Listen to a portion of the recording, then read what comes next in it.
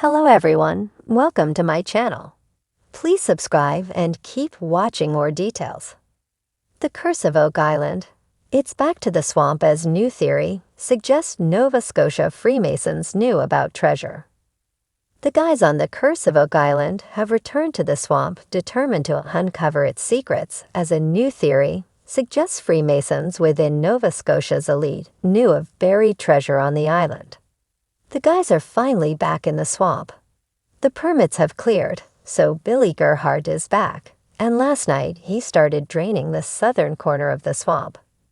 Billy and the team haven't done much work in the swamp area since the Nova Scotia government severely curtailed their work after they inadvertently uncovered First Nation pottery in Season 9.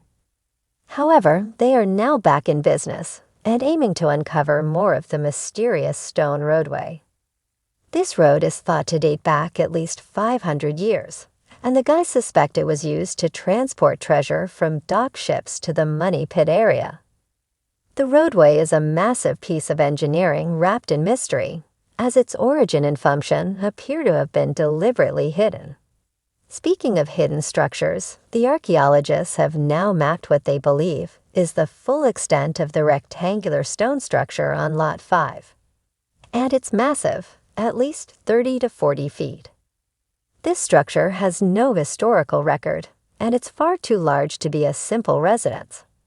Archaeologist Jane Kuba also stated that it appears to have been deliberately hidden. In the meantime, 32nd degree Freemason Scott Clark was back in the war room, and he had some compelling evidence that suggested his Freemason ancestors may have known that treasure, specifically ancient Christian relics, were buried on Oak Island.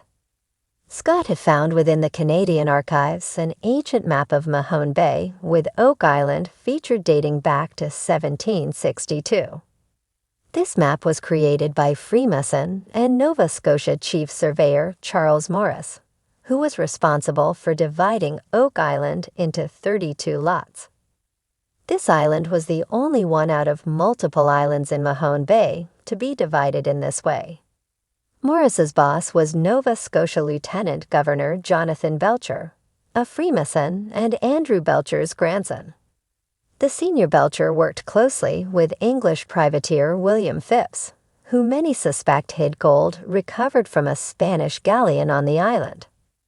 Bearing all of the above in mind and examining the writing on Morris's map, the first A in Mahone Bay uses a V-shaped crossbar, often used to create a Freemason-like symbol that refers to the Holy Grail. This A-like symbol appears in numerous stoneworks at Templar churches in Portugal and Italy. Scott pointed out that the symbol on the map is pointing directly to Oak Island.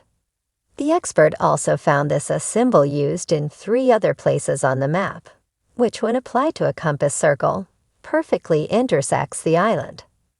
The use of this symbol to represent as was not just decorative, as on the map were written normally. Scott suggested that all this meant that in 1762, Freemasons within the Nova Scotia elite were well aware that ancient Christian relics, such as the Holy Grail, were buried on Oak Island.